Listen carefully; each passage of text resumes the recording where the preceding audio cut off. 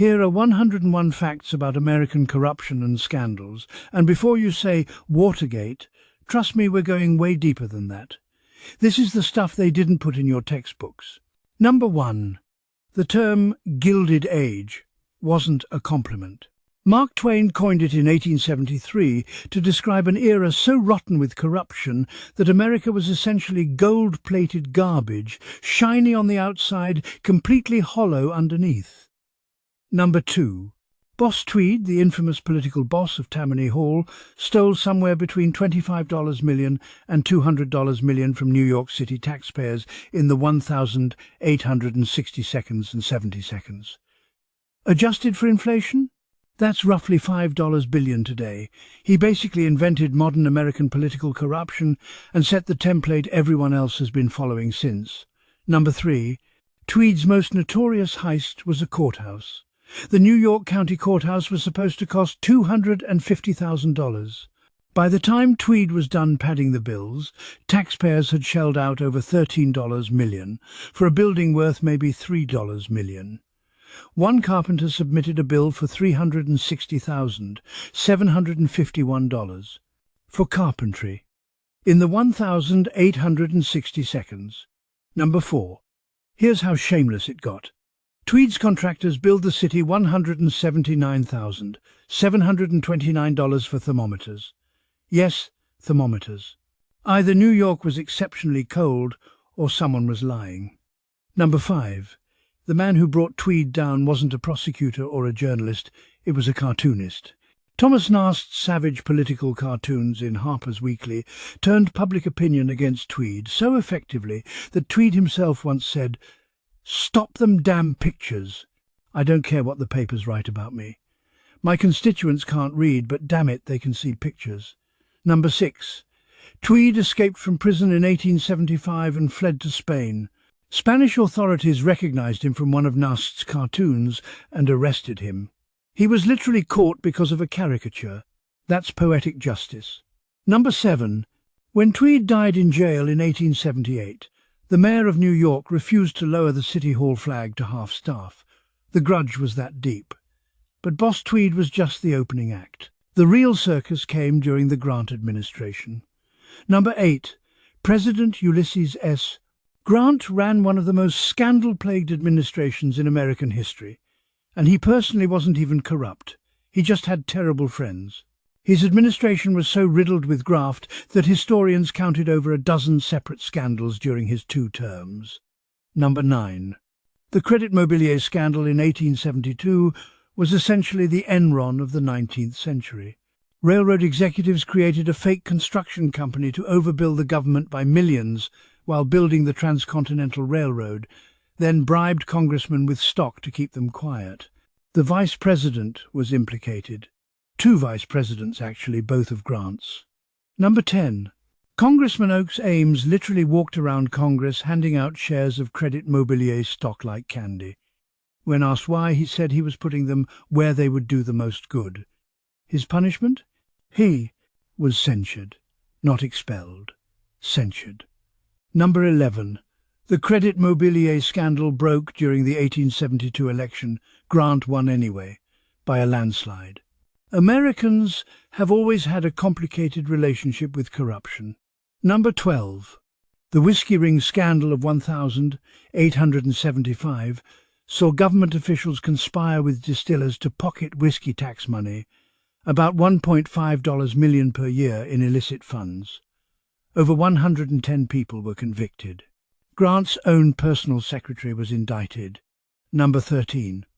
Secretary of War William Belknap was literally taking bribes from suppliers who sold goods to Indian reservations. His kickback scheme netted him $24,000, which doesn't sound like much until you realize that was roughly 20 years' salary at the time. He resigned before he could be impeached. Number 14. In the 1876 presidential election, Democrat Samuel Tilden won the popular vote and appeared to win the electoral vote. Then Republicans contested the results in 3 southern states. A backroom deal, later known as the corrupt bargain, gave Republican Rutherford B. Hayes the presidency in exchange for ending Reconstruction. 1 election. Democracy sold off. Number 15. Hayes was so tainted by this deal that he was nicknamed Rutherford and his fraudulency for his entire presidency. He didn't even try to run for a second term. The corruption wasn't just federal. Cities were laboratories for graft. Number 16. Political machines ruled American cities for decades. The deal was simple. You vote for our candidates. We give you a job. Need your street paved? Vote for us. Need your garbage picked up? Vote for us. It was government by bribery, but hey, at least the garbage got picked up. Number 17. George Washington Plunkett, a Tammany Hall politician, famously distinguished between honest graft and dishonest graft. Honest graft was when you used insider information to buy land before a public works project made it valuable. Dishonest graft was actual stealing. He saw nothing wrong with honest graft. "I seen my opportunities and I took 'em," he said. Number 18. In 1894, a minister named Charles Parkhurst went undercover in New York City to expose police corruption. He visited brothels, opium dens and illegal gambling halls, all running openly with police protection. When he published his findings, it triggered a state investigation that led to over 700 witnesses testifying about police shakedowns, bribery and brutality. Number 19. The Lexo Committee investigation revealed that NYPD officers had to pay bribes just to get promoted. Want to be a captain? That'll be $15,000. Want a good precinct? Pay up. The entire police department ran like a corrupt franchise. Number 20. In some precincts, cops were collecting more money in bribes than they earned in salary. Protecting gambling operations alone was worth thousands per month. Crime literally paid for the police. Then came the Roaring Twenties, and the most corrupt president you've probably never heard much about. Number 21. Warren. G. Harding is regularly ranked as one of the worst presidents in American history, not because of what he did, but because of what his friends did while he wasn't looking. His administration was called the Ohio Gang, and they robbed the country blind. Number 22. The Teapot Dome scandal was America's biggest political scandal before Watergate. Secretary of the Interior Albert Fall secretly leased federal oil reserves to private companies in exchange for $400,000 in bribes. He became the first cabinet member in American history to go to prison. Number 23. Here's the kicker. The oil reserves were supposed to be kept for the Navy in case of war. Fall sold off national security for pocket money. Number 24.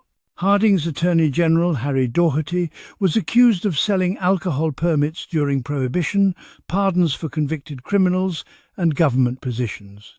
He was tried twice for corruption and escaped conviction both times by refusing to testify. His defense?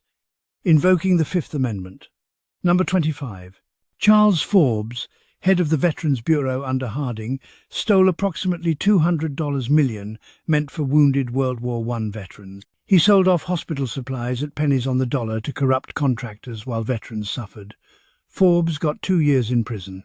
Number 26.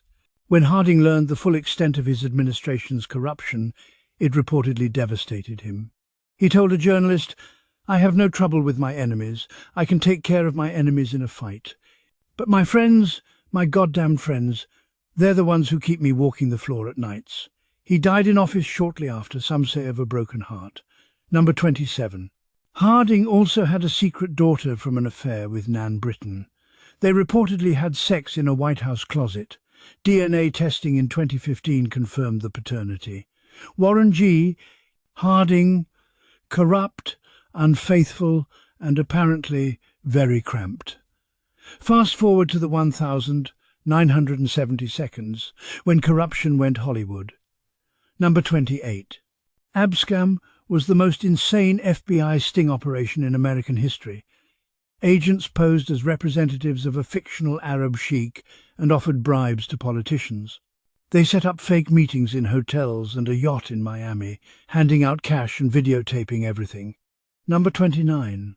When one congressman, John Jenrette, was asked if he'd take a bribe, he replied on camera, "I've got larceny in my blood. I'd take it in a goddamn minute." He did. He went to prison. Number 30. 6 congressmen and 1 senator were convicted.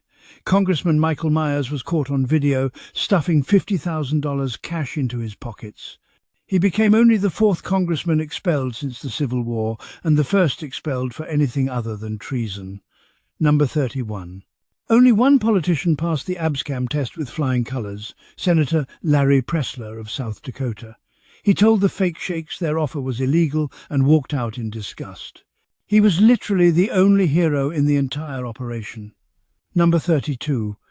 The senator convicted in ABSCAM, Harrison Williams, argued that he was targeted because he supported Ted Kennedy over Jimmy Carter for president.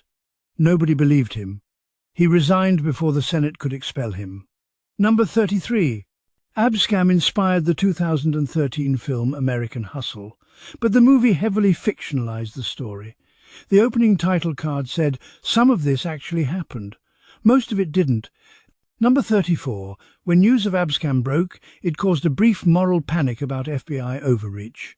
Congress held hearings about whether the sting was entrapment. The courts ruled it wasn't.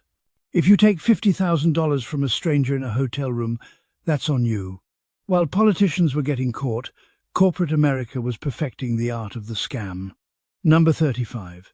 Charles Ponzi didn't invent the Ponzi scheme in a vacuum.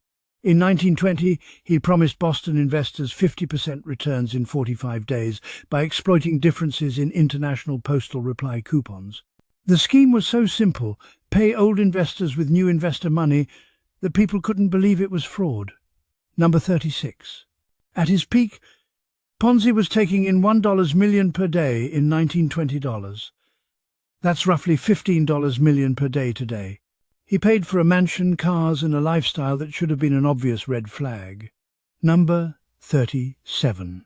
Ponzi was eventually caught when a journalist did the math and realized there weren't enough postal reply coupons in the entire world to justify Ponzi's returns. Sometimes journalism just involves basic arithmetic. Number 38. Here's the thing about Ponzi. He actually believed he'd figure out a legitimate business eventually. He thought he could make good before the scheme collapsed. Every Ponzi schemer since has had the same delusion. Number 39. Bernie Madoff ran the largest Ponzi scheme in history, $65 billion in investor losses. His fraud lasted for decades and was only exposed when the 2008 financial crisis forced investors to withdraw funds he didn't have. Number 40. Madoff's own sons turned him in. When he confessed to them that it was all one big lie, they immediately called lawyers, who called the FBI. The next day, agents showed up at Madoff's apartment. He told them, "There is no innocent explanation." Number 41. Madoff was sentenced to 150 years in prison. He died behind bars in 2021 at age 82. His scheme destroyed charitable foundations, bankrupted retirees, and drove at least one investor to suicide. Number 42. The SEC had received complaints about Madoff for over a decade before his arrest. Investigator Harry Markopoulos repeatedly tried to warn them, submitting detailed mathematical proof that Madoff's returns were impossible. The SEC ignored him every time. Corporate fraud reached new heights in the early 2000s, an era of spectacular greed. Number 43. Enron was named America's most innovative company by Fortune magazine for 6 consecutive years. Their biggest innovation? Hiding $63.4 billion in debt while executives cashed out their stock options. Number 44. Enron executives held company-wide meetings encouraging employees to buy more stock right up until the collapse. Many employees lost their entire retirement savings. Executives had already sold. Number 45. When whistleblower Sharon Watkins warned Enron's CEO Ken Lay about the accounting fraud, he asked the company's lawyers if they could fire her. They advised against it, but only because it might look bad. Number 46. Enron's accounting firm, Arthur Andersen, was one of the Big 5 accounting firms in the world. They were convicted of obstruction of justice for shredding Enron documents. The conviction effectively destroyed the company, one of the largest corporate deaths in history caused by a client's fraud. Number 47. Ken Lay was convicted on multiple fraud charges but died before sentencing. Under a legal technicality, because he died before appealing, his conviction was voided. His family argued he shouldn't have to forfeit his assets. Number 48. WorldCom committed $11 billion in accounting fraud by booking expenses as investments. CEO Bernie Ebbers was sentenced to 25 years in prison. When the fraud was discovered, the company's internal auditor, Cynthia Cooper, became a reluctant hero. Number 49. Tyco CEO Dennis Kozlowski threw a $2 million birthday party for his wife in Sardinia, paid for with company money. The party featured an ice sculpture of Michelangelo's David that urinated vodka. Kozlowski got 8 to 25 years. Number 50. Kozlowski also used Tyco money to buy a $6,000 shower curtain. When asked about it in court, he couldn't explain why anyone would need a $6,000 shower curtain. Neither could anyone else. Sometimes the scandals were so bizarre they sounded made up. Number 51. In 2003, an Illinois comptroller named Rita Crundwell was discovered to have embezzled $53.7 million from the small town of Dixon, Illinois, over 22 years. Population: 15,000. She used the money to fund a champion quarter horse breeding operation. Number 52. Crundwell's horses won more than 50 national championships. Nobody in Dixon questioned how a city employee owned 400 horses and a $2 million home. She kept a secret bank account called RSCDA, which stood for Reserve Sewer Capital Development Account. It was entirely fake. Number 53. Dixon's annual budget was about $8 million. Crundwell was stealing $5 million a year. The math never made sense.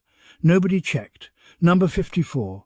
In 2018, Elizabeth Holmes was exposed as the founder of Theranos, a company that claimed to revolutionize blood testing with a finger prick. The technology didn't work. She'd raised $9 billion on a lie. Number 55.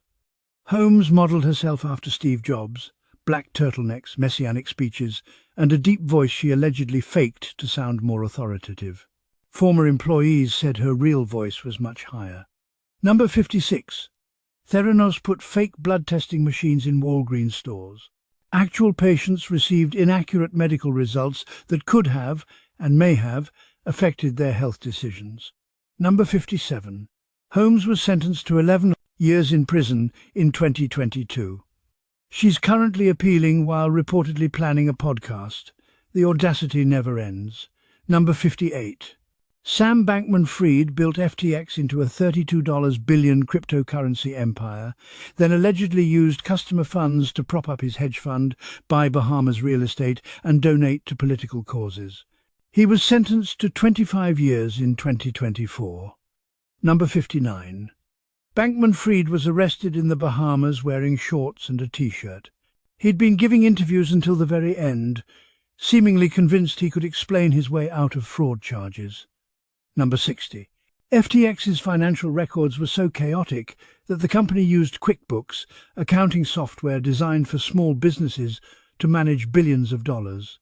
Their new CEO called it a complete failure of corporate controls. The savings and loan crisis of the 1980 seconds was corporate fraud on a national scale. Number 61. The savings and loan crisis cost American taxpayers approximately $124 billion to bail out failed institutions. Up to half of those failures were caused by fraud and insider dealing. Number 62. Charles Keating, chairman of Lincoln Savings and Loan, paid 5 U.S. senators to intervene with regulators on his behalf. They became known as the Keating Five. One of them was John McCain. Number 63. When regulators tried to shut Lincoln Savings down, Keating sued them. He once said, "One question, among many raised in recent weeks, had to do with whether my financial support in any way influenced several political figures to take up my cause. I want to say in the most forceful way I can, I certainly hope so." Number 64. The S&L crisis featured land flips, where insiders would sell the same piece of property back and forth to inflate its value, then use that fake value as collateral for loans they never intended to repay. Number 65. Over 1,000 people were convicted of crimes related to the S&L crisis. It remains one of the largest waves of white-collar prosecutions in American history. Political scandals kept evolving, getting dumber but also more brazen. Number 66. In 2006, lobbyist Jack Abramoff pleaded guilty to corruption charges after running one of the largest bribery operations in Washington history. He showered congressmen with golf trips, sports tickets and meals at his own restaurant, all in exchange for favorable legislation. Number 67. Abramoff's emails were damning. He once wrote about a congressman, "He's a bad version of a cheap version of a low-rent version of a representative." That congressman still took his bribes. Number 68. Congressman Randy Duke Cunningham accepted $2.4 million in bribes from defense contractors, including a yacht named Duke Stir. He kept a bribe menu on congressional stationery, showing prices for government contracts. He got 8 years. Number 69. Cunningham wasn't subtle. One defense contractor bought his house at an inflated price, then sold it at a $700,000 loss, a barely disguised payoff. When investigators found the menu, the defense was hopeless. Number 70. Congressman William Jefferson was caught with $90,000 in cash wrapped in aluminum foil and stuffed in his freezer. When FBI agents found it during a raid, he claimed the money was for a business venture in Nigeria. Number 71. Jefferson was convicted on 11 of 16 corruption charges and sentenced to 13 years, one of the longest sentences ever for a congressman. The cold cash case became legendary. Number 72. Representative James Traficant of Ohio was expelled from Congress in 2002 for bribery and racketeering. He was famous for ending his floor speeches with "Beam me up, Scotty." He went to prison for 7 years. Number 73. Traficant defended himself at trial. He lost spectacularly. His defense strategy included wearing the same toupee he'd been mocked for wearing in Congress. Number 74. Governor Rod Blagojevich of Illinois tried to sell Barack Obama's vacant Senate seat to the highest bidder. FBI wiretaps caught him saying the seat was Fing Golden and he wasn't giving it up for Fing Nothing. Number 75. Blagojevich appeared on Celebrity Apprentice while awaiting trial. He was fired by Donald Trump in week 4. He was later sentenced to 14 years in prison, then pardoned by Trump in 2020. Even local scandals could reach absurd proportions. Number 76. 3 mayors of Camden, New Jersey have been convicted of corruption. Angelo Ericetti, ABSCAM, Arnold Webster, extortion, and Milton Milan, money laundering. At one point, Camden was basically a corruption finishing school. Number 77. Chicago has the most federal public corruption convictions of any city since the Justice Department started tracking in 1976, over 1,600 convictions. It's earned the unofficial title of America's most corrupt city. Number 78. 4 of Illinois' last 11 governors have served prison time. That's a 36% incarceration rate, worse odds than some street gangs. Number 79. In the early 2000s, the FBI ran Operation Greylord, which exposed corruption in Chicago's court system. Over 90 judges, lawyers and court officials were convicted. Judges were selling case outcomes like merchandise. Number 80. One judge in Greylord fixed cases for as little as $100. Another kept a running tab of bribes in a little black book. The corruption was so routine it had become administrative. The early American Republic wasn't innocent either. Number 81. Alexander Hamilton, founding father and face of the $10 bill, got caught in America's first major sex scandal. He had an affair with Maria Reynolds, then paid her husband hush money. When accused of financial corruption, Hamilton publicly confessed to the affair to prove he wasn't embezzling. Priorities. Number 82. Aaron Burr, after killing Hamilton in a duel, allegedly plotted to seize American territory in the West and create his own independent nation. He was tried for treason and acquitted, but spent the rest of his life in exile and disgrace. Number 83. In 1798, the XYZ affair revealed that French diplomats demanded bribes before they'd negotiate with American representatives. When President John Adams made the notes public, Americans were outraged, not at the corruption itself, but that France expected us to pay. Number 84. Samuel Swartwout, appointed by President Andrew Jackson, embezzled $1.225 million from the New York Customs Office and fled to Europe. He was the first major federal embezzler and proved that corruption crosses party lines. Number 85. The Petticoat Affair of 1829 was a scandal so ridiculous it collapsed Andrew Jackson's cabinet. Washington wives refused to socialize with the Secretary of War's wife because she'd remarried too soon after her first husband's death. Jackson defended her so fiercely he basically fired everyone. Some scandals changed the law, others just changed the conversation. Number 86. The stock option backdating scandal of the mid-2000s revealed that executives at over 130 companies had manipulated stock option dates to guarantee themselves instant profits. It was so widespread that it won the Wall Street Journal a Pulitzer Prize. Number 87. The scandal was uncovered by an academic, Eric Lai, who noticed a statistically impossible pattern.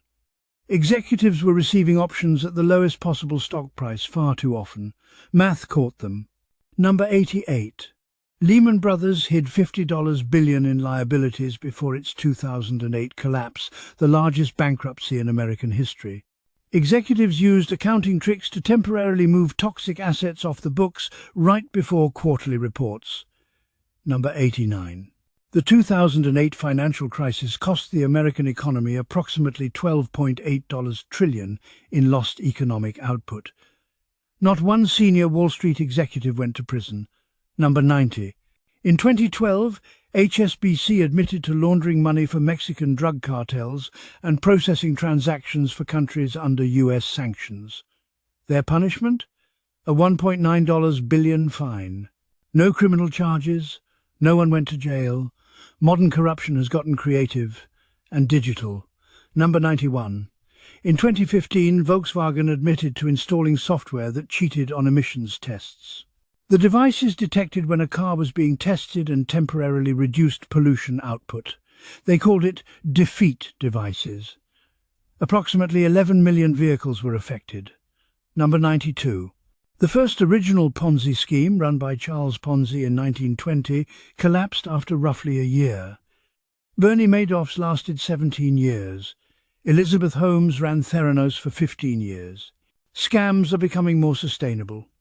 Number 93. In 2019, the college admissions scandal exposed that wealthy parents were paying up to $6.5 million to get their kids into elite universities through fraud, fake athletic profiles, bribed coaches, and cheating on tests. Number 94. Actress Lori Loughlin paid $500,000 to get her daughters admitted to USC as fake rowing recruits. Neither daughter had ever competitively rowed. She served 2 months in prison. Number 95.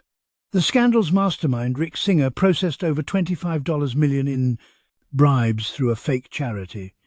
He called his method the side door, not merit, not donation, just straight corruption.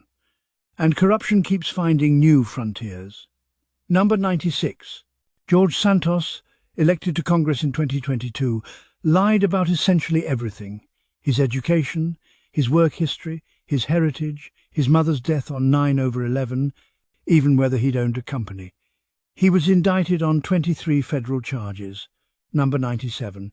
Santos allegedly used campaign funds for Botox, OnlyFans and Sephora purchases. He was expelled from Congress in 2023, only the 6th member expelled in history. Number 98.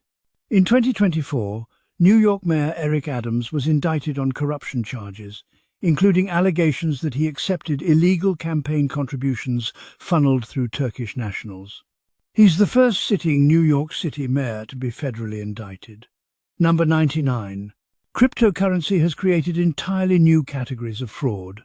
Rug pulls, where developers abandon a project and disappear with investor money, happen almost daily. It's the Wild West, with worse haircuts.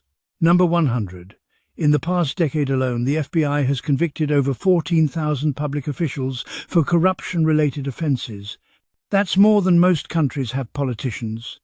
Number 101. Here's the most American fact of all. We've never had a year without a major corruption scandal. Not one. From the founding until today, someone in power has always been on the take. And that's 101 facts about American corruption and scandals, the history book's most shameless chapter. From Boss Tweed's courthouse racket to boss mode cryptocurrency scams, the methods change, but the greed stays the same. Thanks for watching. Subscribe if you want more uncomfortable truths about history.